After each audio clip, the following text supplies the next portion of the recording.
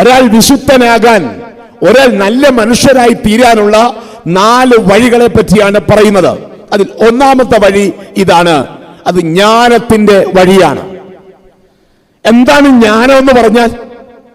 ഞാൻ പറയും, ബുദ്ധിയിൽ ദൈവത്തെ നിറയ്ക്കുന്നതിന് പറയുന്ന പേരാണ് എന്തെന്ന് പറയുന്നത്? ജ്ഞാനം. നമുക്കൊക്കെ ബുദ്ധിയുണ്ട്, പക്ഷെ ബുദ്ധിയിൽ ആരെ നിറയ്ക്കണം? ദൈവത്തെ നിറയ്ക്കണം. മനുഷ്യനും മൃഗങ്ങളും തമ്മിലുള്ള വ്യത്യാസം എന്താണെന്നറിയോ? മനുഷ്യർക്കും മൃഗങ്ങൾക്കും ഒക്കെ പൊതുവായി ചില ജീവിത തലമുണ്ട്, അല്ലെ? മൃഗത്തിന് വിശക്കുമ്പം എന്ത് കഴിക്കും? ആഹാരം കഴിക്കും. നമുക്ക് വിശക്കുമ്പോൾ എന്ത് കഴിക്കും? ആഹാരം കഴിക്കും. മൃഗത്തിന് ക്ഷീണം വരുമ്പോൾ മൃഗം എന്ത് ചെയ്യും? ഉറങ്ങും. നമുക്കും ക്ഷീണം വരുമ്പോൾ എന്ത് ചെയ്യും? ഉറങ്ങും. നമ്മൾ മൃഗത്തെക്കാട്ടി കുറച്ചുകൂടെ സുഖമായിട്ട് കിടന്നുറങ്ങും. അതുകൊണ്ടാ പാട്ടുകാരൻ പറഞ്ഞത്, മൃഗത്തെക്കാൾ വിചാരമില്ലാതെ കിടന്ന് ഉറങ്ങാതെന്ന് പാട്ടുകാരൻ എഴുതിയേക്കുന്നതിന്റെ കാരണം അതാണ്. ഇനി മൃഗത്തിന് ഭയമുണ്ട്, നമുക്കും എന്തുണ്ട്? ഭയമുണ്ട്. മൃഗങ്ങൾ സന്താനങ്ങളെ ഉൽപ്പാദിപ്പിക്കുന്നു, മനുഷ്യനെ എന്ത് ചെയ്യുന്നുണ്ട്? ഉൽപ്പാദിപ്പിക്കുന്നു. ഇത് മനുഷ്യനും മൃഗത്തിനും ഒരുപോലെ. എന്നാൽ മൃഗത്തിനില്ലാത്തതൊന്ന് ആര് തരുന്നുണ്ട്? ദൈവം മനുഷ്യന് നൽകുന്നുണ്ട്. അതിന് പറയുന്ന പേരാണ് എന്നു പറയുന്നത് വിവേകം. മനുഷ്യന്റെ ബുദ്ധി എന്ന് പറഞ്ഞാൽ അത്ര ചെറിയ ബുദ്ധിയൊന്നുമല്ല. അതായത് നമ്മുടെയൊക്കെ അലമാരകളിൽ ബ്രിട്ടാനിക്ക എൻസൈക്ലോപീഡിയ വാങ്ങിച്ചു വെക്കാറുണ്ട്, അല്ലേ? പല വീടുകളിലൊക്കെ ഇത് അടുക്കി വെച്ചേക്കുന്ന കാണാൻ കഴിയും. സ്റ്റേറ്റസിന്റെ ഭാഗമോ ഒരിക്കൽ പോലും ഒന്ന് തുറന്നു നോക്കിയിരുന്നേ വേണ്ടിയില്ലായിരുന്നു. ഇങ്ങനെ വാങ്ങിച്ചു വെക്കും. ഇത്തരം 5 എൻസൈക്ലോപീഡിയ ശേഖരിച്ചു വെക്കാനുള്ള സ്റ്റോറേജ് ആണ് ആർക്കുള്ളത്? നമ്മുടെ തലച്ചോറിനുള്ളത്. അത് 2 ക്വിന്റില്യൺ ബൈറ്റ് എന്നാ പറയുന്നേ, മനുഷ്യന്റെ ബുദ്ധിയുടെ ശേഖരം എന്ന് പറഞ്ഞാൽ ആ സംഖ്യ എത്രയെന്നറിയാവോ? 2 പറഞ്ഞ് അക്കം എഴുതിയിട്ട് 18 പൂജ്യം ഇടണം കേട്ടോ. അത്രയും സ്റ്റോറേജ് പവർ ഉണ്ട്. എന്തിന്? നമ്മുടെ ബ്രെയിന്. അത്രയും സ്റ്റോറേജ് പവർ. വീട്ടിൽ പോയി കുത്തിയിരുന്നിട്ട് 2 പറഞ്ഞ് സംഖ്യ ഇട്ടിട്ട് ഒരു 18 പൂജ്യം ഇട്ടാൽ കിട്ടുന്ന സംഖ്യ എത്ര ഒന്ന് വായിച്ചു നോക്കണം കേട്ടോ. ഒരു ഹോംവർക്ക് പോലെ ചെയ്തു. അത്രയും സാധനം സൂക്ഷിച്ചു വെക്കാനുള്ള പവർ ആർക്കുണ്ട്? അതുകൊണ്ടാ അല്ലേ 85 വർഷം മുമ്പ് കല്യാണം കഴിച്ചപ്പം മുതലുള്ള കാര്യം അമ്മച്ചി ഇപ്പോഴും ഓർത്ത് പറയുന്നതിന്റെ കാരണം എന്താ? അന്ന് മുതലേ സ്റ്റോർ ചെയ്ത് വെച്ചേക്കുക. 85 കൊല്ലം കഴിഞ്ഞിട്ടും ഇത് ഓർത്തോർത്തോർത്തോർത്ത് പറയുന്നതിന്റെ കാരണം എന്താ? അതുകൊണ്ട് ഇടയ്ക്കിടയ്ക്ക് പലരും പറയുന്നത്, അന്നേ എനിക്കൊരു എയർഫോഴ്സുകാരനെ ആലോചനയ്ക്ക് വന്നതാ. 85 വയസ്സായ അമ്മച്ചിയാ പറയുന്നത്. കാരണം എന്താണെന്നറിയാവോ? ഇതൊക്കെ ഇങ്ങനെ ഓർമ്മിച്ച് വെച്ചേക്ക്. അത്ര വലിയ ബുദ്ധിയാണുള്ളത്. കുറച്ചുകൂടെ പരത്തി പറഞ്ഞാൽ നമുക്ക് ഇങ്ങനെ പറയാൻ കഴിയും, 40 ഭാഷ പഠിക്കാനുള്ള ബുദ്ധി മനുഷ്യന്റെ തലച്ചോറിനുണ്ട്. ഒരു എൻസൈക്ലോപീഡിയ വെക്കാനുള്ള ശക്തിയുണ്ട്. 12 യൂണിവേഴ്സിറ്റി ഡിഗ്രിയുടെ സിലബസ് സൂക്ഷിച്ചു വെക്കാനുള്ള ബുദ്ധി. ഇത്രയും വലിയ ബുദ്ധിയാണ് ആർക്ക് ദൈവം തമ്പുരാൻ തന്നിട്ടുള്ളത്? ആർക്ക് തന്നിട്ടുള്ളത്? പിന്നെ മാത്രമാണോ നമ്മുടെ തലച്ചോറിൽ നിന്ന് കൈകളിലോട്ടും കാലുകളിലോട്ടും മെസ്സേജ് പോകുന്നത് എത്ര കിലോമീറ്റർ സ്പീഡിലാണെന്നറിയാവോ?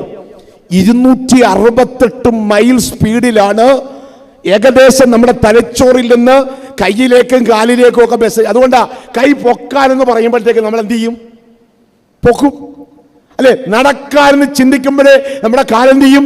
മൂവി. 268 മൈൽ സ്പീഡിലാ പോന്നേ എന്ന് പറഞ്ഞാൽ ഇപ്പൊ കേരളത്തിൽ ഒരു സെമി റെയിൽവേ വരാൻ പോവുക, കെ റെയിൽവേ, അല്ലെ? അത് വരുന്നത് 268 മൈൽ സ്പീഡിലാണ് അതിന്റെ വേഗം, അല്ലെ 250 മുകളിലാണ് അതിന്റെ വേഗം എന്ന് പറഞ്ഞു കഴിഞ്ഞാൽ. അപ്പൊ വളരെ വേഗം ഒരറ്റത്ത് നിന്ന് ഒരറ്റത്തേക്ക് പോകാം. അപ്പൊ അത്രമാത്രം സ്പീഡിലാണ് തലച്ചോറിൽ നിന്ന് നമ്മുടെ കൈകളിലേക്കും കാലുകളിലേക്കും മെസ്സേജ് പോകുന്നത്. എന്നാൽ ഒരു കാര്യം നമ്മൾ ഓർത്തോണം, ഒരു കാര്യം നമ്മൾ ചിന്തിച്ചോണം. അത് മറ്റൊന്നുമല്ല, നമ്മുടെ ബുദ്ധിയിൽ ആരെ നിറയ്ക്കുന്നതിന് പറയുന്ന പേരാണ് ജ്ഞാനം എന്ന് പറയുന്നത്. ദൈവത്തെ നിറയ്ക്കുന്നതിന് ഇത്രയും വലിയ ബുദ്ധിയൊക്കെ ഉണ്ട്. പക്ഷെ ആ ബുദ്ധി അനുഗ്രഹപ്രദമായി തീരണമെങ്കിൽ ആ ബുദ്ധിയിൽ ആരെ നിറയ്ക്കണം? ആരെ നിറയ്ക്കണം? ദൈവത്തെ നിറയ്ക്കുവാനായിട്ട് നമുക്ക് സാധിക്കണം. ഇനി നമുക്കറിയാം, ജ്ഞാനം എന്ന് പറഞ്ഞാൽ എന്താണ്? ജ്ഞാനം, ബുദ്ധിയിൽ ദൈവത്തെ നിറയ്ക്കുന്നതിന് ജ്ഞാനം. ഇനി ജ്ഞാനം എന്താണ്? പുതിയ നിയമം പറയുന്നു, 1 കൊരിന്ത്യർ 1-ാം അധ്യായം 30-ാം വാക്യം. 1 കൊരിന്ത്യർ 1:30 അവിടെ പറയുന്നു, നിങ്ങളോ അവനാൽ യേശുക്രിസ്തുവിൽ ഇരിക്കുന്നു, അവൻ നമുക്ക് ദൈവത്തിൽ നിന്ന് ജ്ഞാനവും ശുദ്ധീകരണവും വീണ്ടെടുപ്പുമായി തീർന്നു. അപ്പൊ ഞാനൊന്ന് പറഞ്ഞ ആരാ? യേശുക്രിസ്തുവാണ്. അപ്പൊ ബുദ്ധിയിൽ ആരെ നിറയ്ക്കണം? ക്രിസ്തുവിനെ നിറയ്ക്കുന്നതിന് പറയുന്ന പേരാണ് എന്നു പറയുന്നത് ജ്ഞാനം എന്ന് പറയുന്നത്. മാർത്തോമാ ശ്ലീഹ ബുദ്ധിയിൽ ആരെ നിറച്ചു? യേശുവിനെ നിറച്ചു. അതിനൊരു സംശയം ഉണ്ടായി. നമുക്കൊക്കെ സംശയം ഉണ്ടായി എന്ത് ചെയ്യും? മനസ്സിൽ വെച്ചേക്കും, അല്ലെങ്കിൽ ഗൂഗിളിൽ കയറി സെർച്ച് ചെയ്ത് നോക്കും, അല്ലേ? അവിടെ മാർത്തോമാ ശ്ലീഹയ്ക്ക് ഒരു സംശയം ഉണ്ടായപ്പോ മാർത്തോമാ ശ്ലീഹ ആരെടുത്താ പോയ സംശയം ചോദിക്കാൻ?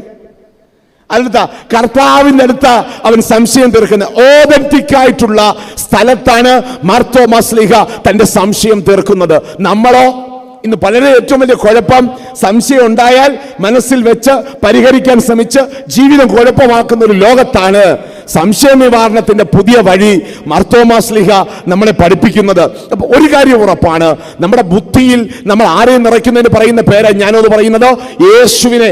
അത് പുതിയ നിയമം മാത്രമല്ല, പഴയ നിയമം നമ്മളെ പഠിപ്പിക്കുന്നുണ്ട്. യെശയ്യാ പ്രവചനം 11:2 അവിടെ യേശുക്രിസ്തുവിനെ പറ്റിയുള്ള പരാമർശമാണുള്ളത്. ഈശായുടെ കുട്ടിയിൽ നിന്നുള്ള മുള എന്നാ പറയുന്നത്. അത് ആരെ കുറിച്ചാണ്? യേശുവിനെ പറ്റി അവിടെ പറയുന്നുണ്ട്, അവൻ ജ്ഞാനമാണ്. യെശയ്യാ പ്രവചനം 11:2 പറയുന്നു, യേശുക്രിസ്തു ജ്ഞാനമാണ്. അങ്ങനെയാണെങ്കിൽ ബുദ്ധിയിൽ നമ്മൾ ആരെ നിറയ്ക്കണം? യേശുവിനെ നിറയ്ക്കണം. അപ്പൊ അങ്ങനെയാണെങ്കിൽ ആ ബുദ്ധിയിലേക്ക് പോകണമെങ്കിൽ, ആ ജ്ഞാനത്തിലേക്ക് നമുക്ക് പോകണമെങ്കിൽ എങ്ങനെയാ സഞ്ചരിക്കേണ്ടതെന്ന് അറിയാമോ? സദൃശവാക്യങ്ങൾ 11:7 അവിടെ പറയുന്നു, യഹോവ ഭക്തി ജ്ഞാനത്തിന്റെ ആരംഭമാണ്. യഹോവ ഭക്തി ജ്ഞാനത്തിന്റെ ആരംഭമാണ്. അപ്പൊ ഭക്തി ഉണ്ടെങ്കിലേ നമുക്ക് എന്ത് നേടാൻ പറ്റത്തുള്ളൂ? ജ്ഞാനം നേടാൻ പറ്റത്തുള്ളൂ. അല്ലാതെ കസർത്ത് കാണിച്ചിട്ടൊന്നും ജ്ഞാനം ഉണ്ടാകത്തില്ല. ജ്ഞാനം ഉണ്ടാകണമെങ്കിൽ നമുക്ക് എന്തു വേണം? ഭക്തി ഉണ്ടാകണം. ആ ഭക്തി ഒരിക്കലും കപടതയായി മാറരുത്. ഭക്തി എന്തായി മാറരുത്? കപടതയായി മാറരുത്. അതുകൊണ്ടാണ് ക്രിസ്തു ധാരാളം ഉപമകൾ ഉപയോഗിക്കുന്നുണ്ട് കപടതയെ കുറിക്കാൻ വേണ്ടി. അതിന് ഏറ്റവും കർത്താവ് സൂചിപ്പിക്കുന്ന ഒരു എക്സാമ്പിൾ കളയെ പറ്റിയാണ്. കളയും വിളയും. നമുക്കറിയാം, കളയേണ്ടതാണ് കള, വിളയേണ്ടതാണ് വിള എന്നറിയപ്പെടുന്നത്. അതായത് നെൽകൃഷി ചെയ്യുന്ന കർഷകർക്കറിയാം ഈ നെല്ലിൻ്റെ ഇടയിൽ എന്ത് വരാറുണ്ട്? കള. ഈ നെല്ലിന്റെ കള എങ്ങനെയാ തിരിച്ചറിയുന്നേ? ഇപ്പോഴത്തെ പിള്ളേരെ നിങ്ങൾ നെൽകൃഷി ചെയ്തിട്ട് കള പറിക്കാൻ വിട്ടാൽ അവരെന്ത് ചെയ്യും? നെല്ലും പറിച്ചൊണിഞ്ഞു വരും, അല്ലേ? കളയെല്ലാം അവിടെ നിൽക്കും എന്ന് പറഞ്ഞാൽ കള മനസ്സിലാക്കണമെങ്കിൽ എന്ത് വേണം? അനുഭവജ്ഞാനം വേണം, അല്ലേ? കളയെ കാണുമ്പോൾ അറിയാം. നെല്ലിന്റെ മൂട് കുറച്ചുകൂടെ പരന്നിരിക്കും, കളയുടെ ചൂട് എങ്ങനെ ഇരിക്കും? കുറച്ചുകൂടി ഉരുണ്ടിരിക്കും. ഈ ജ്ഞാനം കൊണ്ട് വേണം നമ്മളത് എടുത്തുകൊണ്ട് വരാനായിട്ട്. ഇന്ന് വിള പറിക്കുന്ന കാലമാണ്. കളകളൊക്കെ നിർത്തിയിട്ട് വിളകൾ പറിച്ചു കളയുന്ന ഒരു കാലത്തിലാണ് നമ്മൾ ജീവിക്കുന്നത്. യേശുക്രിസ്തുവിന്റെ സ്ഥലത്ത് നെൽകൃഷിയല്ലായിരുന്നു കൂടുതൽ, പിന്നെ ഏത് കൃഷിയായിരുന്നു? ഗോതമ്പായിരുന്നു കൂടുതൽ കൃഷി ചെയ്തിരുന്നത്. ഈ ഗോതമ്പിന്റെ ഇടയിലും കളയുണ്ട്. ഈ ഗോതമ്പിന്റെ ഇടയിൽ കള പറിക്കാൻ വേണ്ടി ചെന്ന് കഴിഞ്ഞാൽ പറ്റത്തില്ല. അതിന്റെ കാരണം എന്തെന്നറിയാമോ? ഗോതമ്പിന്റെ ഇടയിലുള്ള കളയുടെ പ്രത്യേകത ഒറിജിനലിനെ വെല്ലുന്നതാണ് എന്നറിയപ്പെടുന്നത് ഡ്യൂപ്ലിക്കേറ്റ്. ഒറിജിനലിനെ വെല്ലുന്നതാണ് ഡ്യൂപ്ലിക്കേറ്റ്. നമ്മുടെയൊക്കെ ദേവാലയങ്ങളിലും ഒക്കെ വരുന്നവരെ കണ്ടാൽ നമുക്ക് അറിയാനൊക്കത്തില്ല. എന്താ ഈ വിളയെക്കാട്ടി നല്ലവണ്ണം ഒരുങ്ങി ആര് വരുന്നത്? കള വരുന്നത്, അല്ലേ? കണ്ട യോഗ്യന്മാരായിട്ട്. കർത്താവിൻ്റെ അടുത്ത് യൂദ വന്നത് എങ്ങനെയാ? എന്തോ ഒരു ഭക്തിയായിട്ടാ. ആ വരവ് കണ്ട മഞ്ഞന്റെ കൂട്ടാ വരുന്നത്. കൈയൊക്കെ പിടിച്ച് ഉമ്മയൊക്കെ കൊടുത്തു. അന്നേരമാ മനസ്സിലായത് കൊടുത്തു ഉമ്മ എന്തിനുള്ള ഉമ്മയാണ്? ഒറ്റിക്കൊടുക്കാനുള്ളതാ. അപ്പോൾ എപ്പോഴും ഓർക്കണം, ഈ ഗോതമ്പിന്റെ ഇടയിൽ നിൽക്കുന്ന കളയുടെ കൂട്ടാണ് എപ്പോഴും കപടന്മാർ വരുന്നത്. അതുകൊണ്ടാണ് കർത്താവ് ഈ കളയ്ക്ക് പറയുന്നൊരു പേരുണ്ട് ഗ്രീക്ക് ഭാഷയിൽ. എന്താ പറയുന്ന അറിയാവോ? സൂനിം എന്ന് പറയുന്ന വാക്കാ. ZUNIM, സൂനിം. അതായത് ഗോതമ്പിന്റെ ഇടയിൽ വളർന്നു വരുന്ന കളയ്ക്ക് പുതിയ നിയമം ഉപയോഗിക്കുന്ന ഭാഷയാണ് എന്തെന്നറിയപ്പെടുന്നത് സൂനിം. സൂനിം എന്ന് പറഞ്ഞാൽ എന്താ? അതിൻ്റെ ഇംഗ്ലീഷ് അർത്ഥം, ഇംഗ്ലീഷ് പദം, അത് പറയുന്നത് നിങ്ങൾ ക്ഷമിക്കണം കേട്ടോ, അതിൻ്റെ വാക്ക് അങ്ങനെ ആയതുകൊണ്ട് ആ പദം തന്നെ ഞാൻ ഉപയോഗിക്കുന്നത്. അതിൻ്റെ ഇംഗ്ലീഷ് ട്രാൻസ്ലേഷൻ വന്നാൽ അതിങ്ങനെ ഇരിക്കും. അതിന് പറയുന്ന പേര് ബാസ്റ്റാർഡ് വീറ്റ് എന്ന. അതിന്റെ പേര് കാരണം എന്താ? ഇത് ഗോതമ്പിന്റെ കൂട്ട് തന്നെ ഇരിക്കുന്നേ. പിന്നെ എപ്പോഴാ ഇത് തനി ഗുണം കാണിക്കുന്നതെന്ന് അറിയാവോ? എപ്പോഴാ ഇത് തനി ഗുണം കാണിക്കുന്നേ? എപ്പോഴാ? ഫലം വരുമ്പോഴാണ്, കുടം വരുമ്പോഴാണ്. ഇത് പുറത്തേക്ക്, ഇതിന്റെ ഫലം പുറത്തു വരുമ്പോഴാ കർഷകൻ തിരിച്ചറിയുന്നത് കള ഏതാണ് വിള ഏതാണെന്ന്. എന്ന് പറഞ്ഞാൽ അതുവരെ കളയുടെ കൂട്ട് തനി ഗുണം കാണിച്ച് മാന്യന്റെ കൂട്ട് നിൽക്കും. എന്നാൽ പുറത്തു വരുമ്പോഴാ കർഷകന് മനസ്സിലാക്കാൻ പറ്റുന്നത് ഇത് ഗോതമ്പാണോ കള്ളഗോതമ്പാണോ എന്ന് മനസ്സിലാക്കുവാനായിട്ട് കഴിയുന്നത്. പലപ്പോഴും നമ്മുടെ ജീവിതത്തിൽ അതുപോലെ ചില പ്രത്യേക സാഹചര്യങ്ങളിലാണ് നമ്മുടെ യഥാർത്ഥ സ്വഭാവം പുറത്തു വരുന്നത്. അതിനെ നോക്കിക്കൊണ്ടാണ് കർത്താവ് പറഞ്ഞത് എന്താണ്? ഇതാണ് കളയെന്ന് പറഞ്ഞത് പ്രിയപ്പെട്ടവരെ. അതുകൊണ്ട് നമ്മൾ ഓർക്കുക, ഭക്തിയാണ് ജ്ഞാനത്തിന്റെ അടിസ്ഥാന വശം. നമുക്ക് ദൈവം തമ്പുരാൻ നന്മയും തിന്മയും തിരിച്ചറിയാനുള്ള ബുദ്ധി തന്നിട്ടുണ്ട്. ആ ബുദ്ധിയിൽ ക്രിസ്തുവിനെ നിറച്ചവരാണ് ആര്? വിശുദ്ധന്മാർ. വിശുദ്ധനായ മാർത്തോമാ ശ്ലീഹ തന്റെ ബുദ്ധിയിൽ ആരെ നിറച്ചു? യേശുവിനെ നിറച്ചു. വിശുദ്ധിയുടെ ഒന്നാമത്തെ വഴി ഇതാണ്. ബുദ്ധിയിൽ നമ്മൾ ആരെ നിറയ്ക്കണം? യേശുവിനെ നിറയ്ക്കണം. ജ്ഞാനത്തിൽ വളരുക എന്ന് പറഞ്ഞ പദത്തിന്റെ അർത്ഥം ഇതാണ്. 2, പ്രായത്തിൽ വളരുക. അതിനെപ്പറ്റി പറയുമ്പോൾ 2 പദം നിങ്ങൾക്ക് ശ്രദ്ധയിൽ കൊണ്ടുവരാം. ഒന്ന് ഗ്രോത്ത്, 2 ഡെവലപ്മെന്റ്. എന്താ ഈ ഗ്രോത്ത് എന്ന് പറഞ്ഞ? ഈ വർഷം നിങ്ങൾക്ക് 5 അടി 5 ഇഞ്ചേ പൊക്കമുള്ളൂ. അടുത്ത വർഷത്തെ പെരുന്നാളിന് 5 അടി 6 ഇഞ്ച് ആയെങ്കിൽ നമ്മൾ എന്തു പറയും? വളർന്നെന്ന് പറയും, അല്ലേ? കോംപ്ലാന്റെ പരസ്യത്തിൽ കൊച്ചു വന്ന് അമ്മയുടെ അടുത്ത് നിന്നിട്ട് ചോദിക്കുന്ന ഒരു ചോദ്യം ഉണ്ടല്ലോ, എന്താ? ഞാൻ വളർന്നു അല്ലേ എന്ന് ചോദിക്കത്തില്ലയോ? അപ്പൊ പൊക്കം വെക്കുന്നതിന് പറയുന്ന പേരാണ് എന്തെന്ന് പറയുന്നത്? വളർന്നു. അപ്പൊ ഡെവലപ്മെന്റ് എന്ന് പറഞ്ഞാൽ എന്താ? വണ്ണം വെക്കുന്നതിന് പറയുന്ന പേരാണോ? കൊള്ളാം. വളരുന്നതിന് പറയുന്ന പേര് ഗ്രോത്ത് ആണ്.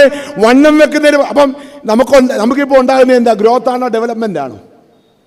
ലോക്ക്ഡൗൺ ഈ പറഞ്ഞ ഭാഷയിലാണെങ്കിൽ ലോക്ക്ഡൗൺ ഒക്കെ കഴിഞ്ഞപ്പോഴത്തേക്കും എല്ലാവരും എന്ത് ചെയ്തു? ഡെവലപ്ഡ് ആയി. കാരണം എന്താ?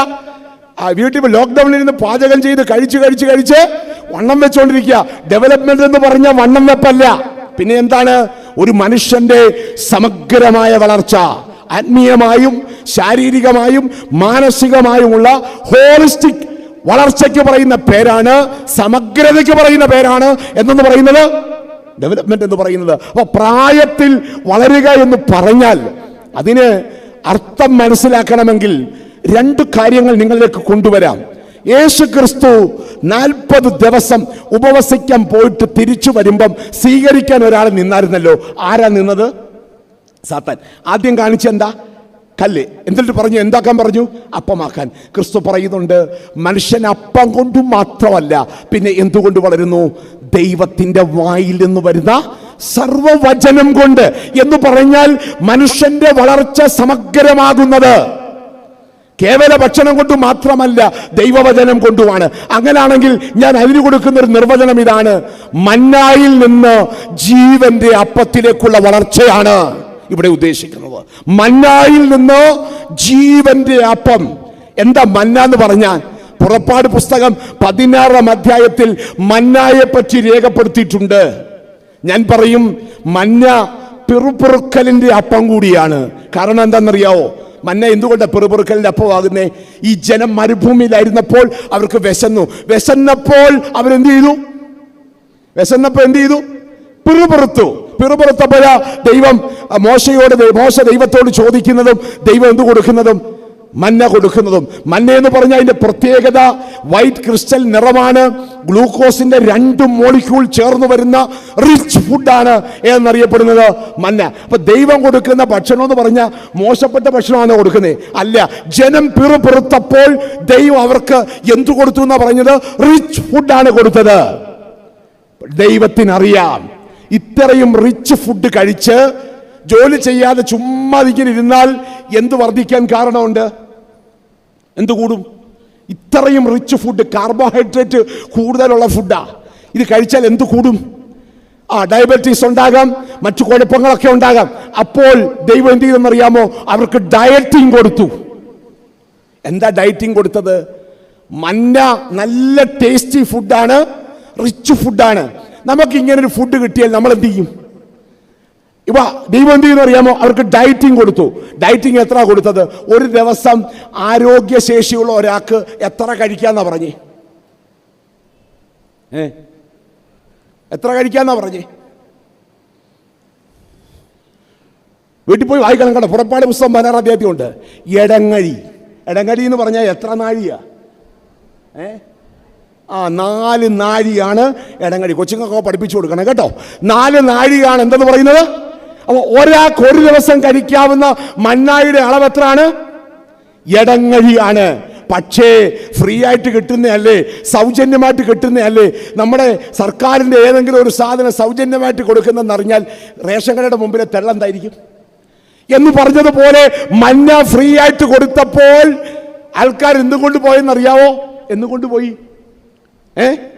വലിയ ചാക്കുമായിട്ട് പോയി. കാരണം എന്താ? ആവശ്യത്തിൽ കൂടുതൽ വാരിയെടുത്തോണ്ട് പോകാൻ അവർ ആർത്തിയോടെ വാരിക്കൊണ്ടുപോയി. പക്ഷെ നമ്മൾ പ്രകൃതിയിലോട്ട് നോക്കണം കേട്ടോ.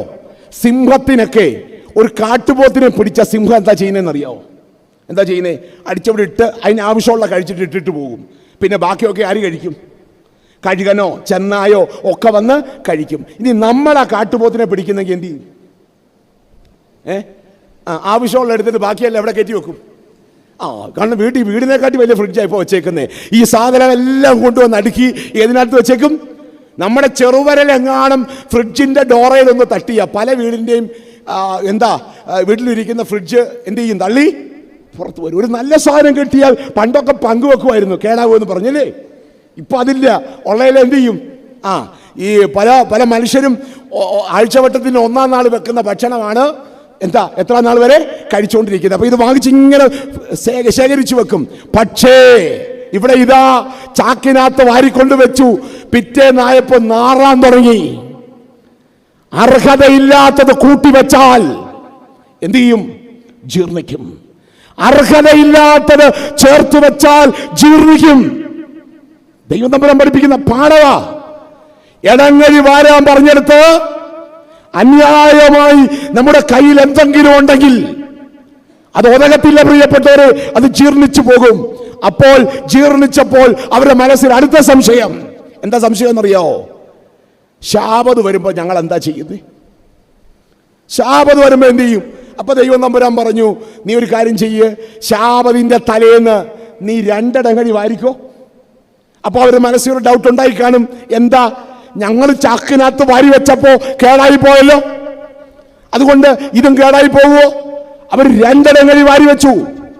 പിറ്റേന്ന് നോക്കുമ്പോൾ അന്ന് ഉപയോഗിച്ചതിന്റെ ബാക്കി ശാബത്തിന് ഉപയോഗിക്കാൻ വെച്ചിരുന്ന എടങ്ങഴി കേടായി പോയോ? ഇല്ല എന്ന് പറഞ്ഞാൽ നമ്മൾ ഓർക്കുക പ്രിയപ്പെട്ടവരെ, അർഹതയുള്ളത് ഒരിക്കലും നശിച്ചു പോകത്തില്ല. മന്ന കണ്ടപ്പോൾ അവർക്ക് ആർത്തിയുണ്ടായി. മന്നയ്ക്ക് വേണ്ടി അവർ പിറുപിറുത്തു. എന്നാൽ ജീവന്റെ അപ്പത്തിലേക്ക് വന്നേ. വിശുദ്ധ യോഹന്നാന്റെ സുവിശേഷം 6-ാം അധ്യായം 48-ാം വാക്യത്തിൽ പറയുന്നുണ്ട്, ഞാൻ ജീവന്റെ അപ്പമാകുന്നു. ജീവന്റെ അപ്പമായി അവൻ തീർന്ന എങ്ങനെയാ? ഗെത്സമനെ പോയി അവൻ പ്രാർത്ഥിച്ചു, നിന്റെ ഹിതം പോലെ എനിക്ക് ഭവിക്കട്ടെ എന്ന് പറഞ്ഞാൽ അത് അനുസരണത്തിന്റെ അപ്പമാണ്. അവിടെ പിറുപിറുപ്പില്ല, അവിടെ പിറുപിറുക്കലില്ല. കർത്താവിന്റെ തിരുശരീരം സമർപ്പണത്തിന്റെ അപ്പമാണ്. പിന്നീട് പറയുന്നുണ്ട്, ഇത് ഭക്ഷിക്കുന്നവന് വിശക്കത്തില്ല, ദാഹിക്കുകയില്ല. കാരണം എന്താണ്? അത് സംതൃപ്തിയുടെ അപ്പമാണ്. മന്ന കഴിച്ചവന് വിശന്നു, മന്ന കഴിച്ചവന് ആർത്തിയുണ്ടായി. വിശുദ്ധ കുർബാന ആർത്തിയുടെ അപ്പമല്ല, അത് സംതൃപ്തിയുടെ അപ്പമാണ്. അപ്പോൾ നമ്മൾ ഓർക്കണം, നമ്മൾ മനസ്സിലാക്കണം, ഇത് നമുക്ക് ദൈവം തമ്പുരാൻ തന്ന ദാനമാണ്.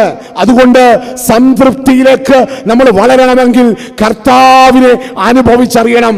മാർത്തോമാ ശ്ലീഹ സംതൃപ്തിയുടെ അനുഭവമായി, സംതൃപ്തിയുടെ തലമായി മാറുന്നതിൻ്റെ അടിസ്ഥാന കാരണം മറ്റൊന്നുമല്ല എൻ്റെ പ്രിയപ്പെട്ടവരെ, ദൈവകൃപയിൽ അവരാശ്രയിച്ച് വളർന്നവരാണ്. അതുകൊണ്ട് പരിശുദ്ധന്മാർ എപ്പോഴും സംതൃപ്തിയുള്ളവരായിരുന്നു. അവർ വേണ്ടാത്തതൊന്നും സംഭരിച്ചു വെച്ചവരല്ല. കർത്താവിൽ അവർ സംതൃപ്തി പൂണ്ടു. അതുകൊണ്ട് വിശുദ്ധിയുടെ വഴി പ്രായത്തിൽ വളരുക എന്ന് പറയുന്ന വഴിയാണ്. ആ വഴി സംതൃപ്തിയുടെ വഴിയാണ്. ആ വഴി സമർപ്പണത്തിൻ്റെ വഴിയാണ്. ഈ വഴിയിലൂടെ സഞ്ചരിച്ച വ്യക്തിത്വമാണ് മാർത്തോമാ ശ്ലീഹ. മൂന്നാമത് ദൈവപ്രീതി. അതിന്റെ അർത്ഥം ഇതാണ്: ദേഹത്തെ ദേവാലയമാക്കി മാറ്റുക. ദേഹത്തെ ദേവാലയമാക്കി മാറ്റുക. ഈ ലോകത്തിലെ ഏറ്റവും വലിയ പള്ളി ഏതാ? ഏറ്റവും വലിയ പള്ളി ഏതാ? വേറെ ഒന്നുമല്ല, നമ്മുടെ ശരീരമാ. നമ്മുടെ ശരീരമാ.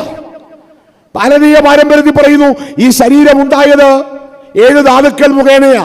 ത്വക്ക്, മാംസം, രുധിരം, മജ്ജ, അസ്ഥി, മലമൂത്രം. ഇത്രയും സാധനം ചേർന്ന എന്തുണ്ടാക്കി വെച്ചേക്കുന്നേ? ശരീരം ഉണ്ടാക്കി വെച്ചിരിക്കുന്നത്. ത്വക്ക്, മാംസം, രുധിരം, അസ്ഥി, മജ്ജ, മലം, മൂത്രം ഇത്രയും ചേരുമ്പോഴാണ് എന്തുണ്ടാകുന്നത്? 7 ധാതുക്കൾ എന്ന് പറഞ്ഞ രീതിയിൽ ഇങ്ങനെയാണ്.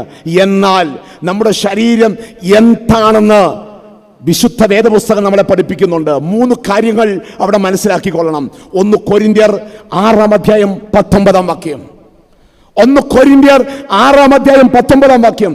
അവിടെ പറയുന്നു, ദൈവത്തിന്റെ ദാനമായി നിങ്ങളിലിരിക്കുന്ന പരിശുദ്ധാത്മാവിന്റെ മന്ദിരമാണ് നിങ്ങളുടെ ശരീരമെന്നും. അപ്പൊ ഒന്നാമത്തെ പാഠം പഠിച്ചു.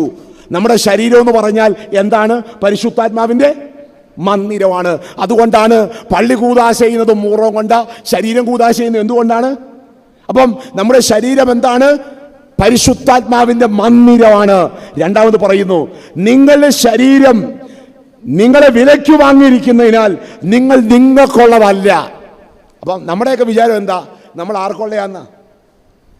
നമ്മൾ ആർക്കുള്ളയാന്ന? നമുക്കുള്ളതാന്ന്. അതുകൊണ്ടാ ചില കാര്യങ്ങളൊക്കെ പറയുമ്പം നമ്മളൊക്കെ വല്ലാതെ ടെൻഷൻ അടിക്കുന്നതിൻ്റെയും വല്ലാതെ പ്രതിസന്ധിയിലാകുന്നതിൻ്റെ ഒക്കെ കാരണം എന്താ അറിയോ? നമ്മൾ നമുക്കുള്ളതാണെന്നുള്ള ചിന്തയാണ്. നമ്മൾ നമുക്കുള്ളതാണോ? പുതിയ കാര്യം നമ്മളെ പഠിപ്പിക്കുന്നുണ്ടല്ലോ, അല്ലേ? അല്ലേ? വിദേശത്തൊക്കെ ധാരാളം പേര് പിടഞ്ഞു വീണ് മരിക്കുന്നുണ്ട് ഈ കോവിഡൊക്കെ വന്നിട്ട്, അല്ലേ? അവിടെ പ്രിയപ്പെട്ടവരാരെങ്കിലും ഉണ്ടോ? ഇല്ല, ഒരു മനുഷ്യരുമില്ല. ഏതെങ്കിലുമൊക്കെ മനുഷ്യരെടുത്ത് 3 പോളിത്തീൻ ബാഗിനകത്തിട്ട് സിപ്പ് വിട്ട് കൊണ്ടുപോയി എന്ത് ചെയ്യുക? കൊണ്ടുവന്ന് കുഴിച്ചിടുകയാണ്. നമ്മൾ തിരിച്ചറിഞ്ഞൊരു വലിയ ചരിത്രമാണ്. നമ്മൾ ആർക്കുള്ളതല്ല, നമ്മൾ നമുക്കുള്ളതല്ല. വിശുദ്ധ വേദപുസ്തകം നേരത്തെ പഠിപ്പിച്ചിട്ടുണ്ട്, നിങ്ങൾ ആർക്കുള്ളതല്ല, പിന്നെ ആർക്കുള്ളതാ? കർത്താവിനുള്ളതാണ്. നിങ്ങളെ ഞാൻ വിലയ്ക്ക് വാങ്ങിയിരിക്കുക. എന്തുകൊടുത്താ വിലയ്ക്ക് വാങ്ങിയിരിക്കുന്നേ? തൻ്റെ തിരുശരീര രക്തങ്ങൾ നമുക്ക് നൽകി ഈ ലോകത്ത് നമ്മളെ മറുവിലയായിട്ട് നൽകി വീണ്ടെടുത്തിരിക്കുക. അപ്പൊ അങ്ങനെയാണെങ്കിൽ ഇനി ടെൻഷൻ്റെ ആവശ്യമുണ്ടോ? ഉണ്ടോ? നമ്മൾ നമ്മുടെ അല്ലെങ്കിൽ നമുക്ക് ടെൻഷൻ്റെ ആവശ്യമുണ്ടോ? ഇല്ല. ഞാൻ ആരുടെ വകയാ? ഞാൻ ആരുടെ വകയാ? അതുകൊണ്ടാണ് മാർത്തോമാ ശ്ലീഹായെ രക്തസാക്ഷിത്വത്തിന് കൊണ്ടുപോകുമ്പോഴേ ഒരു ചലനം പോലും ഉണ്ടായില്ല. മലയുടെ മുകളിൽ ചെന്ന് മുട്ടുകുത്തി നിന്ന് പ്രാർത്ഥിച്ചു. അത് കഴിഞ്ഞപ്പോഴാണ് അവർ കുന്തം കൊണ്ട് കുത്തിയത്. കാരണം മാർത്തോമാ ശ്ലീഹായ്ക്ക് അറിയാം, ഞാൻ എനിക്കുള്ളവനല്ല, ഞാൻ പിന്നെ ആർക്കുള്ളതാ? കർത്താവിനുള്ളതാ. ജീവിച്ചാലും മരിച്ചാലും എനിക്ക് ആരാണ്? യേശുവാണ്. അപ്പോൾ രണ്ടാമത്തെ പാഠം പൗലോസ് ശ്ലീഹ നമ്മളെ പഠിപ്പിക്കുകയാണ്. എന്താണ്? നിങ്ങൾ നിങ്ങൾക്കുള്ളവരല്ല. ഏറ്റവും അധികം ടെൻഷൻ ഫ്രീ ആയിട്ട് ജീവിക്കണമെങ്കിൽ ഈ ഒറ്റ വിചാരം മാത്രം മതി കേട്ടോ. ടെൻഷനൊക്കെ കയറി വരുമ്പം, ചില ഉറക്കമൊക്കെ നഷ്ടപ്പെട്ടു വരുമ്പം, ചില പ്രതിസന്ധി ഉണ്ടാകുമ്പം നമ്മുടെ മനസ്സിൽ ഒറ്റ ബോധം മതി, ഞാൻ എനിക്കുള്ളതല്ല, പിന്നെ ഞാൻ ആർക്കുള്ളതാണ്? ദൈവത്തിൻ്റെ വകയാ. മൂന്നാമത് പറയുന്നുണ്ട്, ആകയാൽ നിങ്ങൾ ഈ ശരീരം കൊണ്ട് ചെയ്യേണ്ട ഒറ്റ കാര്യമുള്ളൂ. എന്താ ചെയ്യേണ്ടതെന്നറിയാവോ? ദൈവത്തെ മഹത്വപ്പെടുത്തണം. നിങ്ങൾ ഏത് ജോലി ചെയ്താലും, ഏത് മേഖലയിൽ ഇടപെട്ടാലും നിങ്ങളുടെ പ്രവൃത്തി ആരെ മഹത്വപ്പെടുത്തുന്നതായിരിക്കണം? ദൈവത്തെ. 3 പാഠങ്ങളാണ് നമ്മളെ പഠിപ്പിച്ചത്. 1, നമ്മൾ പരിശുദ്ധാത്മാവിന്റെ മന്ദിരമാണ് നമ്മുടെ ശരീരം. 2, നമ്മൾ നമുക്കുള്ളതല്ല. നമ്മളെ ആര് വിലയ്ക്ക് വാങ്ങി? ദൈവം തമ്പുരാൻ. അതുകൊണ്ട് ഞാൻ ദൈവത്തിന്റെ വകയാ. 3ാമത് പറയുന്നുണ്ട്. എന്താ പറയുന്നത്? ഈ ശരീരം കൊണ്ട് ഞാൻ എന്താ ചെയ്യേണ്ടത്? ദൈവത്തെ മഹത്വപ്പെടുത്തണം. അതുകൊണ്ട് ദേഹത്തെ ദേവാലയമാക്കണം. ഈ ശരീരം പ്രവർത്തിക്കുന്നത് ദൈവത്തിൻ്റെ വലിയ കരുണയാണ്. ഈ അടുത്ത സമയത്ത് ഒരു ക്യാൻസർ ബാധിതയായ 13 വയസ്സുള്ള ഒരു പെൺകുട്ടിയെ കാണുവാനായിട്ട് പോയി. ക്യാൻസറിൻ്റെ 3ാം ഘട്ടം കഴിഞ്ഞ് 4ാം ഘട്ടമാണ്. ത്രോട്ടിലാണ് സ്റ്റാർട്ട് ചെയ്തത്. പിന്നീട് അസ്ഥിയിലേക്കൊക്കെ ബാധിച്ച് പാലിയേറ്റീവ് കെയറിലിരിക്കുന്ന ആ കുട്ടി, ഞാൻ ചെല്ലുമ്പോൾ ആ കുഞ്ഞ് വീൽ ചെയറിലാണ്. അതിൻ്റെ അമ്മ അതിന് ചോറ് കൊടുക്കുകയാണ്. ആ ചോറ് ഒരു സെമി ലിക്വിഡ് പരുവത്തിൽ ഉടച്ചൊടച്ച് ഈ കുഞ്ഞിൻ്റെ വായിലോട്ട് വെച്ചു കൊടുത്തു. പിന്നീട് കാണുന്ന കാഴ്ച, ഈ ഒരു നുള്ളു ചോറ്, ഉടഞ്ഞ ചോറ് വായിൽ വെച്ചിട്ട് ഈ കുഞ്ഞ് ഇറക്കാനായിട്ട് നടത്തുന്ന ഒരു പരിശ്രമമുണ്ട്. എത്ര ശ്രമിച്ചിട്ടും അങ്ങോട്ട് ഇറങ്ങുന്നില്ല. അതിൻ്റെ കണ്ണിലെ കൃഷ്ണമണി പുറത്തേക്ക് തള്ളി വരികയാണ്. ഒരു 10 മിനിറ്റ് സാഹസമായി പരിശ്രമിച്ചിട്ട് അതിൻ്റെ അമ്മയുടെ കണ്ണിൽ നിന്ന് കണ്ണുനീര് അടർന്നടർന്ന് വീണുകൊണ്ടിരിക്കുക. ആ കുഞ്ഞ് മാക്സിമം പരിശ്രമിച്ചു. 10 മിനിറ്റത്തെ പരിശ്രമത്തിനുള്ളിൽ ഒരുള്ള ചോറ് ഇറങ്ങിപ്പോയപ്പോൾ ആ 13 വയസ്സുള്ള കുഞ്ഞ് പറയുകയാ, യേശുവേ സ്തോത്രം, യേശുവേ സ്തോത്രം.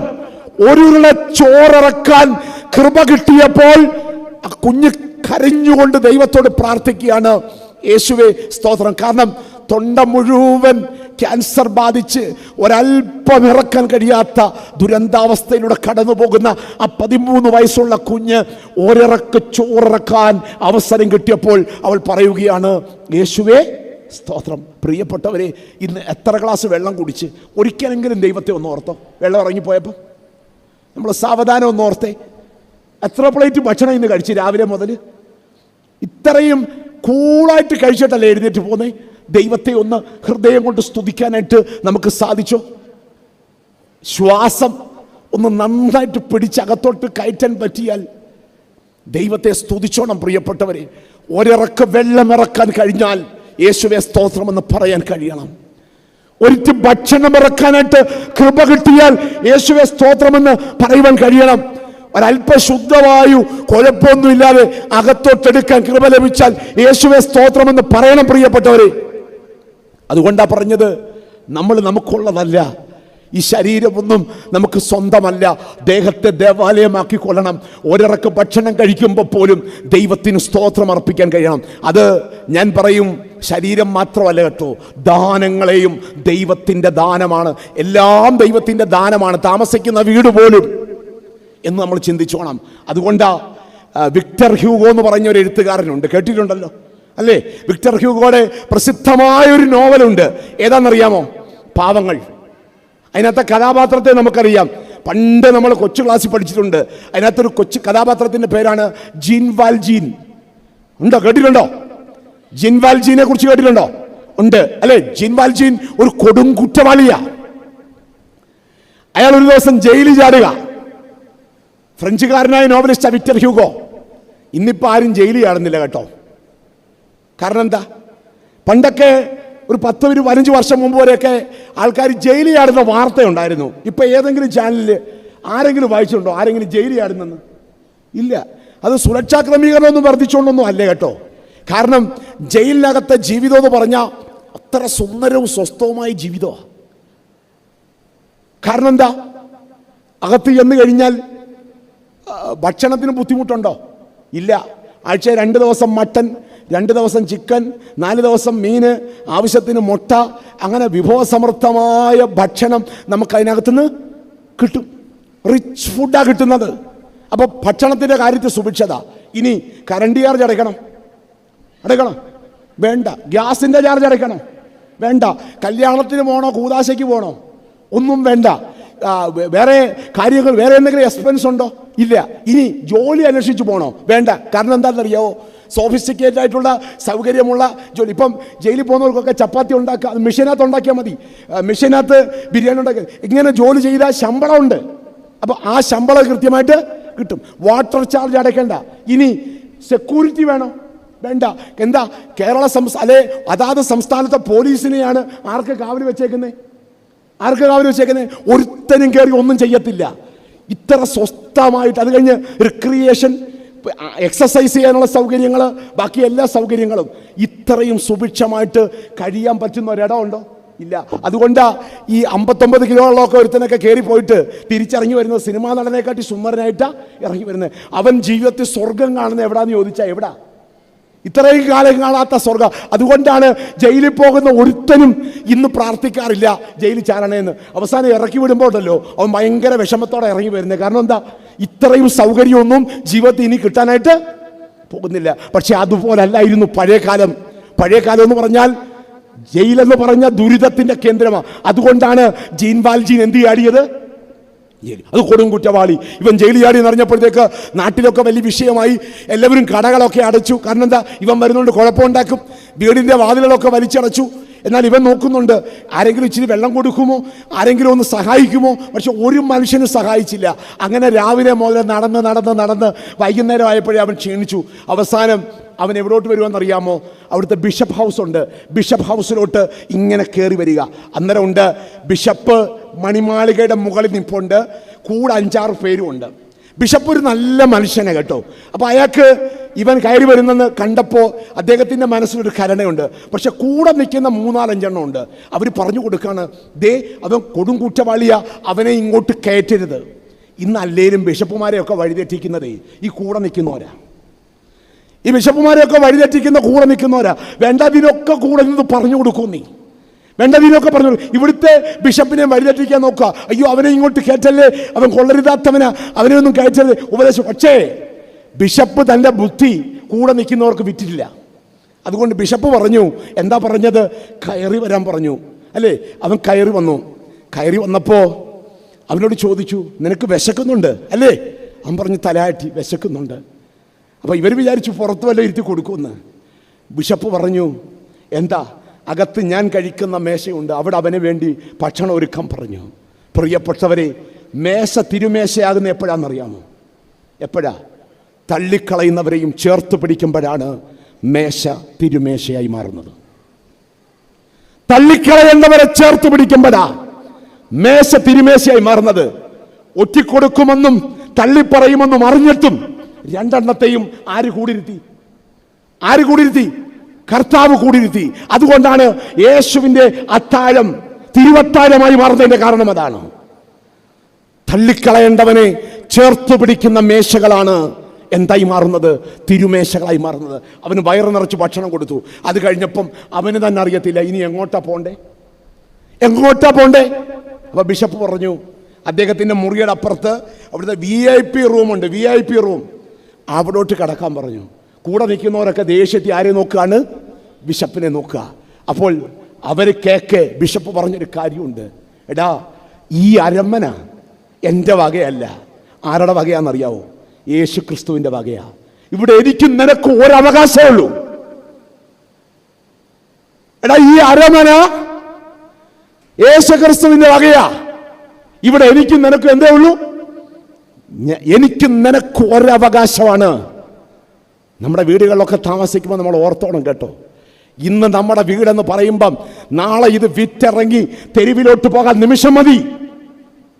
നമുക്ക് സ്വന്തമെന്ന് പറയാൻ ഈ ലോകത്ത് ഒന്നുമില്ല എന്നുള്ള ബോധ്യം നമുക്കുണ്ടായിരിക്കണം.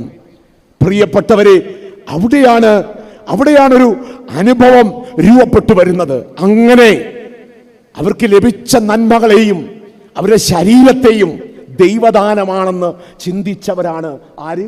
വിശുദ്ധന്മാർ. മാർത്തോമാ ശ്ലീഹ അങ്ങനെ ചിന്തിച്ചതുകൊണ്ടാണ് ആ ശരീരത്തെക്കുറിച്ച് വലിയ ബോധമൊന്നും അല്ല, അത് വിട്ടുകൊടുക്കുകയായിരുന്നു പ്രിയപ്പെട്ടവരെ. അതുകൊണ്ട് ആ ബോധ്യം നമ്മുടെ ഹൃദയത്തിൽ നിറയട്ടെ. ദേഹത്തെ ദേവാലയമാക്കിയവരാണ് വിശുദ്ധന്മാർ. 4, മനുഷ്യപ്രീതി. ദൈവത്തിൻ്റെയും മനുഷ്യരുടെയും കൃപയിൽ മുതിർന്നു വന്നു എന്നാണ് പറയുന്നത്. മനുഷ്യപ്രീതി എന്ന് പറഞ്ഞാൽ അതിന് ഞാൻ കൊടുക്കുന്നൊരു വ്യാഖ്യാനം ഇതാണ്: ഒപ്പം നിൽക്കുന്നവരെ ജ്വലിപ്പിക്കുന്നതാണ് മനുഷ്യപ്രീതി എന്ന് പറഞ്ഞാൽ. അല്ലാതെ അവൻ്റെ പ്രീതി പിടിച്ചു പറ്റുമെന്നല്ല. ഒപ്പം നിൽക്കുന്നവരെ ജ്വലിപ്പിക്കുക. മാർത്തോമാ ശ്ലീഹ അന്ന് ഭാരതത്തിൽ തിരുസഭയിലൂടെ ക്രിസ്തുവിനെ പ്രസംഗിച്ച് ജ്വലിപ്പിച്ചതുകൊണ്ടാ ഇവിടെ ക്രൈസ്തവ സാന്നിധ്യവും സുവിശേഷവും മനസ്സിലാക്കിയത്. എപ്പോഴാണ് മറ്റുള്ളവരെ ജ്വലിപ്പിക്കാൻ കഴിയുന്നത്? ഞാൻ പറയും, ഉള്ളിൽ ക്രിസ്തു ഉണ്ടെങ്കിൽ വേറെ ഒന്നും ചെയ്യണ്ട, മറ്റുള്ളവരെന്ത് ചെയ്യും? ജ്വലിക്കും. അതുകൊണ്ടാ വിശുദ്ധ ലൂക്കോസ് എഴുതിയ സുവിശേഷം 24-ാം അധ്യായം 32-ാം വാക്യം അവിടെ പറയുന്നുണ്ട്, അവൻ വഴിയിൽ നമ്മളോട് സംസാരിച്ച് തിരുവെഴുത്തുകളെ തെളിച്ച് തരുമ്പോൾ നമ്മുടെ ഹൃദയം കത്തിയില്ലയോ? ഹൃദയത്തിലേശം ഉണ്ടെങ്കിൽ നിൽക്കുന്ന സ്ഥലം എന്ത് ചെയ്യുമെന്നാ പറയുന്നത്? ജ്വലിക്കുമെന്ന. അതുകൊണ്ടാണല്ലോ യേശുക്രിസ്തു എത്ര പുസ്തകം എഴുതി? യേശുക്രിസ്തു എഴുതിയൊരു പുസ്തകത്തിന്റെ പേര് പറഞ്ഞേ. ക്രിസ്തു എഴുതിയൊരു പുസ്തകത്തിന്റെ പേര് പറ. എത്ര പുസ്തകം എഴുതി? ക്രിസ്തു ഒരു പുസ്തകം എഴുതിയില്ല. പക്ഷെ ക്രിസ്തുവിന്റെ പേരിൽ ഇന്ന് ഒരു ദിവസം 200 പുസ്തകങ്ങൾ ഈ ലോകത്ത് പ്രകാശനം ചെയ്യുന്നുണ്ട്. ക്രിസ്തു ഒരു പുസ്തകം എഴുതിയില്ല. ക്രിസ്തുവിന്റെ പേരിൽ 200 പുസ്തകങ്ങൾ ഒരു ദിവസം ആവറേജ് ഈ ലോകത്ത് പ്രകാശനം ചെയ്യുന്നുണ്ട്. കാരണം എന്താ? അവൻ ജ്വലിപ്പിച്ചവനാ. അസീസിയിലെ ഫ്രാൻസിസിനെ പറ്റി പറയുന്നുണ്ട്. അസീസിയിലെ ഫ്രാൻസിസ് ജീവിതത്തെ സ്നേഹം കൊണ്ട് നിറച്ച വ്യക്തിയാ. കസൻസാക്കീസിന്റെ ഫ്രാൻസിസിനെ പറ്റിയുള്ള നോവൽ വായിച്ചാൽ നമ്മള് ഹൃദയം ജ്വലിച്ചേ അത് വായിച്ചു തീർക്കാനായിട്ട് ഒക്കത്തുള്ളൂ. അസീസിയിലെ ഫ്രാൻസിസ് പക്ഷികളെയൊക്കെ വല്ലാതെ സ്നേഹിച്ച, മൃഗങ്ങളെ, പൂക്കളെ, പ്രകൃതിയെയൊക്കെ വല്ലാതെ സ്നേഹിക്കുകയും അതിനോട് സംസാരിക്കുകയും ഇടപെടുകയൊക്കെ ചെയ്ത വ്യക്തിത്വമാണ്. വിശുദ്ധന്മാർക്കൊക്കെ മൃഗങ്ങളുടെയും പക്ഷികളുടെയും ഒക്കെ ഭാഷ അറിയായിരുന്നേ. വിശുദ്ധന്മാർക്ക്, പരിമല തിരുമേനിക്ക് അറിയായിരുന്നു പക്ഷിമൃഗാദികളുടെ ഭാഷയൊക്കെ. അതുകൊണ്ടാ തിരുമേനിയെ പറ്റി പറയുന്ന ഒരു സംഭവമുണ്ട്. തിരുമേനി ഒരിക്കൽ വള്ളത്തിലിങ്ങനെ പോകുമ്പം ഒരു പുഴയുടെ അക്കരെ ഇക്കരയും 2 കിളികളിരുന്ന് കരയുക. 2 കിളികൾ. അപ്പോൾ തിരുമേനി ആ വള്ളത്തിലിരുന്ന് കൂടെയുള്ളവർ പറഞ്ഞു, ദേ അവർ കപ്പിൾസാ കേട്ടോ, അവർ ദമ്പതികളാ. അപ്പുറത്തും ഇപ്പുറത്തും ഇരുന്ന് അവർ സംസാരിക്കുക. എന്താ സംസാരിക്കുന്ന അറിയോ? ഇപ്പുറത്തിരുന്ന പെൺകിളി പറയുക, ഞാൻ കുഞ്ഞിനെയും കൊണ്ട് പുഴയുടെ അപ്പുറത്തേക്ക് പറക്കാൻ പോവാ. പുഴയ്ക്ക് വീതി കൂടുതലാ. ഇടയ്ക്ക് വെച്ചൊന്ന് കൊഴിഞ്ഞു പോയാലേ നിങ്ങളിങ്ങനെ കുത്തിയിരുന്ന ഒക്കത്തില്ല, വന്ന് എന്നെ ഒന്ന് സഹായിക്കണം. പരിമളത്തിന് പറഞ്ഞു അവർ സംസാരിച്ച ഇതാണെന്ന്. നമ്മുടെ ഇന്നത്തെ കാലത്ത് ഇതുപോലുള്ള ആൺകിളികളൊക്കെ ഉണ്ട് അല്ലേ? എത്ര കഷ്ടപ്പെട്ടാലും ഒന്നും സഹായിക്കാത്ത സൈസ്. അപ്പോൾ എന്താ സംഭവിക്കുന്നതെന്ന് കൂടെയുള്ളവർ ശ്രദ്ധിച്ചിരുന്നു. തിരുമേനി പറഞ്ഞ പോലെ തന്നെ നടന്നു. നോക്കുമ്പോൾ ഉണ്ട് പെൺകിളി കുഞ്ഞിനെയും എടുത്ത് അക്കരയ്ക്ക് പറക്കുക. പുഴയുടെ വീതിയുള്ള ഭാഗമോ കുറച്ചു നേരം കഴിഞ്ഞപ്പോഴത്തേക്ക് ഇതിന് ചിറക് കൊഴിഞ്ഞു വന്നു. പെട്ടെന്ന് ആൺകിളി പറന്നു വന്ന് അതിനെ ഹെൽപ്പ് ചെയ്ത് അപ്പുറത്ത് കൊണ്ടുപോവുകയാണ്. അപ്പോൾ വള്ളത്തിലിരുന്നവർ ശ്രദ്ധിച്ചു, പക്ഷികളുടെ ഭാഷ വിശുദ്ധനായ പരിമല തിരുമേനിക്ക് അറിയാമായിരുന്നു. ഈ പാപം വന്നപ്പോഴാണ് ഭാഷ തെറ്റിപ്പോയത്. ഏദൻ തോട്ടത്തിൽ ആദാമിന് മൃഗങ്ങളുടെയും പക്ഷികളുടെയും ഒക്കെ ഭാഷ അറിയായിരുന്നു. നിനിവയിൽ ഇസഹാക്ക് എന്ന് പറയുന്ന പിതാവ് അത് എഴുതിയിട്ടുണ്ട്. മനുഷ്യന് സുഗന്ധം ഉണ്ടായിരുന്നു, എപ്പോഴും സുഗന്ധം ഉണ്ടായിരുന്നു. പാപം ചെയ്ത് കഴിഞ്ഞപ്പോഴാണ് നാറാൻ തുടങ്ങിയത്. പാപം ചെയ്ത് കഴിഞ്ഞപ്പോഴാണ് മനുഷ്യൻ നാറാൻ തുടങ്ങിയത്. പാപം ചെയ്യുന്നതിന് മുമ്പ് മനുഷ്യൻ എന്തായിരുന്നു? സുഗന്ധം. അതുകൊണ്ടാണ് പരിമല തിരുമേനി കാലം ചെയ്തപ്പോൾ മൂറോന്റെ മണം അവിടെ പരന്നു എന്നാണ് പറയുന്നത്. മൂറോന്റെ മണം വിശുദ്ധന്മാരിൽ നിന്ന് ഉത്ഭവിക്കുന്നത് അത്തരം അനുഭവമാണ്. ഇവിടെ ഇതാ ഈ അസീസിയിലെ ഫ്രാൻസിസ് സാധാരണ ഇങ്ങനെ ഒന്നും വലിയ പണക്കാരനായിരുന്നു മനുഷ്യൻ, എല്ലാം ഉപേക്ഷിച്ചതാ. അതേ ഇങ്ങനെ തെരുവ് തെണ്ടിയുടെ കൂട്ട് നടക്കുന്ന മനുഷ്യനാ, തെരുവ് ഭിക്ഷാടകനെ പോലെ നടക്കുന്ന മനുഷ്യനാ. അങ്ങനെ ഒരു മനുഷ്യൻ മരിച്ചാൽ ആരെങ്കിലും കരയാൻ കാണൂ? ഇല്ല. നിങ്ങൾ പറഞ്ഞു ഇല്ലെന്ന്. നിങ്ങൾ മരിച്ചാൽ കരയാൻ വല്ലവരും കാണൂ? നമ്മൾ മരിച്ചാൽ കരയാൻ വല്ലവരും കാണൂ? ഉറപ്പുണ്ടോ? മരിച്ചു കഴിഞ്ഞ ഉടനെ മോർച്ചറി കൊണ്ടുവെക്കും, അടക്കമൊക്കെ നിശ്ചയിക്കും. ഇപ്പോഴത്തെ രീതിയൊക്കെ കാണണം. എന്താ? അടക്കത്തിനന്ന് രാവിലെ മരിച്ച അച്ചായൻ്റെ ഭാര്യയും മക്കളുടെ ബ്യൂട്ടി പാർലറിൽ പോയി ഒരുങ്ങി വരിക. വെള്ള സാരി, കറുത്ത ബ്ലൗസ്, വെളുത്ത റോസാപ്പൂവ്, ഇങ്ങനെ ഒരുങ്ങിയിരിക്കുന്ന ഇരിപ്പൊക്കെ ഒന്ന് കാണണം. ഇന്ന് ആഘോഷങ്ങളാണ്. എന്തായാലും ഈ ആഘോഷങ്ങളൊക്കെ മാറി ഒരു പുനർവിചിന്തനത്തിൻ്റെ കാലത്തിലേക്കൊക്കെ നമ്മൾ വന്നിട്ടുണ്ട്. എല്ലാ ആഘോഷങ്ങളൊക്കെ കുറഞ്ഞു പോയിട്ടുണ്ട്. അപ്പം നമ്മൾ വിചാരിക്കും അസീസിയിലെ ഫ്രാൻസിസ് മരിച്ച ആരും കരയാൻ കാണത്തില്ലെന്ന്. പക്ഷേ അസീസിയിലെ ഫ്രാൻസിസ് മരിച്ചപ്പോൾ കരയാൻ വന്ന നേരമെന്നറിയാവോ? പക്ഷികൾ കൂട്ടത്തോടെ പറന്നിറങ്ങി വന്ന് വലിയവായി കരഞ്ഞു എന്നാണ് പറയുന്നത്. പക്ഷികൾ കൂട്ടത്തോടെ പറന്നിറങ്ങി വന്ന് വലിയവായി കാരണം എന്താ അറിയോ? അവരെ ജ്വലിപ്പിച്ചു. പ്രവൃത്തി കൊണ്ട് ജ്വലിപ്പിച്ചു. പ്രിയപ്പെട്ടവരെ, ഈ ലോകത്തിൽ മറ്റുള്ളവരെ ജ്വലിപ്പിക്കാനായിട്ട് കഴിയണം. ഒമാന്റെ ചക്രവർത്തിയായിരുന്നു സുൽത്താൻ ഖാബൂസ്. കഴിഞ്ഞ വർഷം അദ്ദേഹം കാലയവനികക്കുള്ളിൽ മറഞ്ഞത്. അവിടുത്തെ ജനതയെ വളരെയധികം സ്വാധീനിച്ച ഒരു ചക്രവർത്തിയായിരുന്നു സുൽത്താൻ ഖാബൂസ്. അദ്ദേഹം മരിച്ചപ്പോൾ അദ്ദേഹത്തിൻ്റെ മൃതശരീരം ഒമാന്റെ തെരുവീതികളിലൂടെ കൊണ്ടുപോകുമ്പോൾ ധാരാളം മനുഷ്യർ കൂടി നിന്ന് കരഞ്ഞു. അദ്ദേഹവുമായിട്ട് ബന്ധപ്പെട്ട ഒരു ചരിത്ര സംഭവമുണ്ട്. ഭാരതത്തിൻ്റെ രാഷ്ട്രപതിയായിരുന്ന ഡോക്ടർ ശങ്കൽ ദയാർ ശർമ്മ ഒമാൻ സന്ദർശിക്കാൻ വേണ്ടി അവിടെ ചെന്നപ്പോൾ ചരിത്രത്തിൽ ആദ്യമായിട്ട് ഒമാന്റെ സുൽത്താൻ എല്ലാ പ്രോട്ടോക്കോളും ലംഘിച്ചിട്ട് കൊട്ടാരത്തിൽ നിന്നിറങ്ങി എയർപോർട്ടിൽ വന്ന് ശങ്കൽ ദയാർ ശർമ്മയെ സ്വീകരിച്ചു. അപ്പോൾ പാശ്ചാത്യ മാധ്യമങ്ങൾ ചോദിച്ചു, എന്തുകൊണ്ടാണ് അങ്ങിത് ചെയ്യുന്നത്? ഇതുവരെ അമേരിക്കയുടെ പ്രസിഡന്റ് വന്നപ്പോൾ പോലും ചെയ്തിട്ടില്ല, പിന്നെ എന്തുകൊണ്ടാണ് ഇത് ചെയ്യുന്നത്? അദ്ദേഹം പറഞ്ഞു, ഞാൻ ഇവിടെ വന്നത് ഇന്ത്യയുടെ പ്രസിഡന്റിനെ സ്വീകരിക്കാനല്ല, ബോംബെയിൽ വെച്ച് എന്നെ പഠിപ്പിച്ച എൻ്റെ ഗുരുനാഥനെ സ്വീകരിക്കാനാണ് ഞാൻ ഈ എയർപോർട്ടിലെത്തിയത്. അദ്ദേഹം ഇറങ്ങി വന്നു കഴിഞ്ഞപ്പോൾ അദ്ദേഹം ചെയ്തെന്തറിയോ? ഡ്രൈവറെ മാറ്റി. ഡ്രൈവർ എന്ന് പറഞ്ഞു, നീ വേറെ വണ്ടിക്കകത്ത് പൊക്കോളാൻ. ഡ്രൈവറുടെ സീറ്റിൽ ഒമാന്റെ സുൽത്താൻ കയറിയിരുന്നു. തൻ്റെ പ്രിയപ്പെട്ട ഗുരുവിനെ കൊണ്ടുവന്ന് ഫ്രണ്ട് സീറ്റിലിരുത്തി. അവർ രണ്ടുപേരും കൂടെ ഗുരുവിന്റെ വണ്ടി ഓടിച്ച് ഒമാന്റെ സുൽത്താൻ പോവുകയാണ്. ഗുരുത്വം ജ്വലിപ്പിക്കുക എന്നൊക്കെ പറഞ്ഞാൽ പ്രിയപ്പെട്ടവർ ഇങ്ങനെയാ, പ്രവൃത്തി കൊണ്ട് ജ്വലിപ്പിക്കുക. ഗുരുത്വം പഠിപ്പിച്ച നാടാ ഭാരതം. പക്ഷെ ഇവിടെ ചെയ്യുന്ന എന്താ? പ്രിൻസിപ്പലിന്റെ തലവഴിയെ കരിയോയിൽ ഒഴിച്ചോണ്ടാ നമ്മൾ ഗുരുദക്ഷിണ കൊടുക്കുന്നത്. കസേര കത്തിച്ചോണ്ടാ നമ്മൾ ഗുരുദക്ഷിണ കൊടുക്കുന്നത്. ജ്വലിപ്പിക്കാൻ കഴിയണം നമുക്ക്.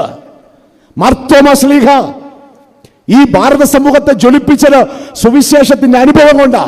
അതുകൊണ്ടാ മനുഷ്യനെ ഒരു കവി ഉപമിച്ചിരിക്കുന്ന എന്തിനോടാണെന്നറിയാമോ? നദിയോടാ. നദി എന്തുകൊണ്ടാണ് നദിയോട് ഉപമിച്ചേ? മനുഷ്യനും നദി തമ്മിലുള്ള ബന്ധം എന്താ? നല്ല മനുഷ്യരെ നദിയോടെയാണ്. കാരണം നദി കടന്നു പോകുന്ന സ്ഥലങ്ങളിലൊക്കെ എന്തുണ്ടാകും? പച്ചപ്പുണ്ടാകും, അല്ലേ?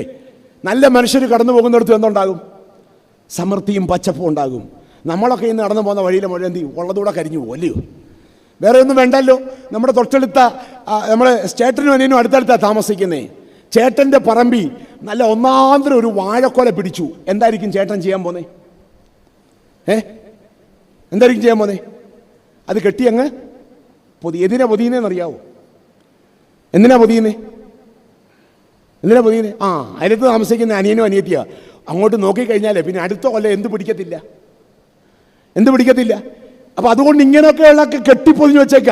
അനുഭവമുണ്ട്. കാരണം നമ്മളൊക്കെ പോകുന്ന വഴി ഉള്ളതുകൂടെ കരിഞ്ഞു പോകും. പക്ഷേ നദി ഒഴുകുന്നിടത്ത് പച്ചപ്പ്, നല്ല മനുഷ്യന് പോകുന്നിടത്തൊക്കെ എന്ത് കാണും? പച്ചപ്പിന്റെ അനുഭവം കാണും. രണ്ടാമത് പറയുന്നു, നദി കൂർത്ത കല്ലുകളെ ഒഴുക്കിക്കൊണ്ടുവന്ന് കുറച്ച് കഴിയുമ്പോൾ ആ കൂർത്ത കല്ലുകൾ എന്തായി മാറുമെന്ന് അറിയാവോ? എന്തായി മാറും? പെബിൾസായി മാറും. നല്ല മാർദ്ദവമില്ലാത്ത പെബിൾസ് നമ്മൾ എവിടെ ഇടുമെന്നറിയാവോ? മുറ്റത്തിടും. നല്ല മിനുസമുള്ള പെബിൾസ് എവിടെ വെക്കും? പുരയ്ക്കകത്ത് കയറ്റി വെക്കും. എന്ന് പറഞ്ഞാൽ കൂർത്തതിനെ ഒന്നും മുറ്റത്തിടത്തില്ല, കൂർത്തതിനെ പുരയ്ക്കകത്ത് കയറ്റത്തുമില്ല. വീട്ടിൽ കയറ്റാൻ കൊള്ളാത്തവനെ വീട്ടിൽ കയറ്റാൻ കൊള്ളാവുന്നതാക്കുന്നതും മുറ്റത്ത് കയറ്റാൻ കൊള്ളാത്തവനെ മുറ്റത്ത് കയറ്റാൻ കൊള്ളാവുന്നതാക്കുന്നതുമാണ് എന്ത് ചെയ്യുന്നത്? നദി ചെയ്യുന്നത്. നല്ല മനുഷ്യരും ചെയ്യുന്നത് അതാണ്. നല്ല മനുഷ്യരുമായിട്ടുള്ള സംസർഗം, ഒരു നദിയിൽ കൂർത്ത കല്ലുകൾ പെബിൾസായി മാറുന്നത് പോലെ വിശുദ്ധന്മാരുമായിട്ടുള്ള സംസർഗം മറ്റു മനുഷ്യരെ ജ്വലിപ്പിച്ച് കരുത്തുള്ളവരാക്കി മാറ്റും. പ്രിയപ്പെട്ടവരെ, മാർത്തോമാ ശ്ലീഹയാകുന്ന നദിയിലൂടെ നമ്മുടെ പൂർവികരൊക്കെ ഒഴുകി വന്നു. അങ്ങനെ രൂപപ്പെട്ട പെബിൾസാ പാമ്പാടി തിരുമേനിയും പരുമല തിരുമേനിയും വട്ടശ്ശേരി തിരുമേനിയും ഒക്കെ മാർത്തോമാ ശ്ലീഹയാകുന്ന നദിയിലൂടെ ഒഴുകി പെബിൾസുകളായി മാറിയവരാണ് മലങ്കര സഭയിലെ പുണ്യപിതാക്കന്മാരൊക്കെ. അവരുടെ വെളിച്ചമാണ് നമ്മൾ ഇന്ന് അനുഭവിച്ചുകൊണ്ടേയിരിക്കുന്നത്. പ്രിയപ്പെട്ടവരെ, ജ്വലിപ്പിക്കാൻ കഴിയണം. പുതിയ കാലത്ത് ഈ ജ്വലനം നടക്കുന്നില്ല. കെവിൻ കാർട്ടർ എന്ന് പറയുന്ന ഒരു ഫോട്ടോഗ്രാഫറെ പറ്റി നിങ്ങൾ കേട്ട് കാണും. കേട്ടിട്ടുണ്ടോ? കെവിൻ കാർട്ടർ 1993 മാർച്ച് മാസം 23 ന്യൂയോർക്ക് ടൈംസിൽ അദ്ദേഹത്തിന്റെ പടം വന്നു. ആ ചിത്രത്തിന് പുലിറ്റ്സർ പ്രൈസ് കിട്ടിയതാണ്. പുലിറ്റ്സർ പ്രൈസ് കിട്ടിയ ഒരു the vulture and the little girl എന്നാണ് ആ പടത്തിന്റെ പേര്. അതിന്റെ പ്രത്യേകത എന്തെന്നറിയാമോ? അദ്ദേഹത്തിന് ആ ഫോട്ടോ എവിടെ നിന്നാണ് കിട്ടിയെന്നറിയാമോ? ഫോട്ടോ എവിടെ വെച്ച് എടുത്തതെന്നറിയാമോ? അദ്ദേഹം സുഡാനിൽ, അതായത് ഒരു ആഫ്രിക്കൻ കൺട്രിയിൽ വെച്ചാണ് അത് എടുക്കുന്നത്. കാരണം പട്ടിണി കൊണ്ട് പെക്കോലമായ ഒരു കുട്ടി, എഴുന്നേറ്റ് നിൽക്കാൻ പോലും വയ്യ. നമ്മൾ വിചാരിക്കും പട്ടിണി എന്നൊക്കെ കേൾക്കുമ്പോൾ നമുക്ക് അത്ഭുതം കേട്ടോ. വർഷം തോറും 3-4 ലക്ഷം കുഞ്ഞുങ്ങളാ പട്ടിണി കൊണ്ട് മരിച്ചു പോകുന്നേ ആഫ്രിക്കൻ മരുഭൂമികളിലൊക്കെ. ഇപ്പോഴും ഒട്ടകത്തിൻ്റെ കാഷ്ടം വാരി തിന്നുന്ന കൊച്ചുങ്ങളുണ്ട്. നമ്മൾ ഓർക്കണം, ഭക്ഷണം എടുത്ത് കളയുമ്പം അങ്ങനെ ഭക്ഷണം കിട്ടാതെ പട്ടിണിയായിട്ട് കിടന്ന് നടക്കാൻ പോലും വയ്യാതെ ഐക്യരാഷ്ട്രസഭയുടെ ക്യാമ്പിൽ എന്തോ ഭക്ഷണം കിട്ടുമെന്ന് പറഞ്ഞ് കുറച്ച് ദൂരെ നടക്കണം. മരുഭൂമിയിലൂടെ ഈ കൊച്ചു നടന്നു, പക്ഷെ നടക്കാൻ വയ്യ.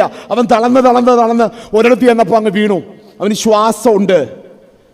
അന്നേരവാ കെവിൻ കാർട്ടർ ചെല്ലുന്നത്. നോക്കുമ്പം ദൂരെ ഒരു കഴുകൻ വന്നിരിപ്പുണ്ട്. കഴുകൻ ജീവനുള്ളവനെ കഴിക്കത്തില്ല. എന്തേ കഴിക്കത്തുള്ളൂ? ശവം. ഇവന്റെ ശ്വാസം ഒന്ന് നിലച്ചിട്ട് വേണം എന്ത് ചെയ്യാനായിട്ട്? കഴുകന് കൊത്തി വലിക്കാൻ. ഇവൻ മരുഭൂമി വീണ് കിടക്കുക. ഈ കൊച്ചിൻ്റെ മനസ്സിലൊരു വലിയ സ്വപ്നമുണ്ട്. കൊച്ചിൻ്റെ മനസ്സിലെ സ്വപ്നം എന്തെന്നറിയാവോ? എങ്ങനെയും ഇല്ല ഭക്ഷണ ക്യാമ്പിലൊന്ന് എത്തണം. അവൻ്റെ മനസ്സിലും ഭക്ഷണത്തെക്കുറിച്ചുള്ള സ്വപ്നമാണ്. അടുത്തിരിക്കുന്ന കഴുകനോ ഭക്ഷണത്തെക്കുറിച്ചുള്ള സ്വപ്നമാണ്. ഇവന്റെ ശ്വാസം നിലച്ചിട്ട് വേണം കൊത്തി വലിക്കാൻ.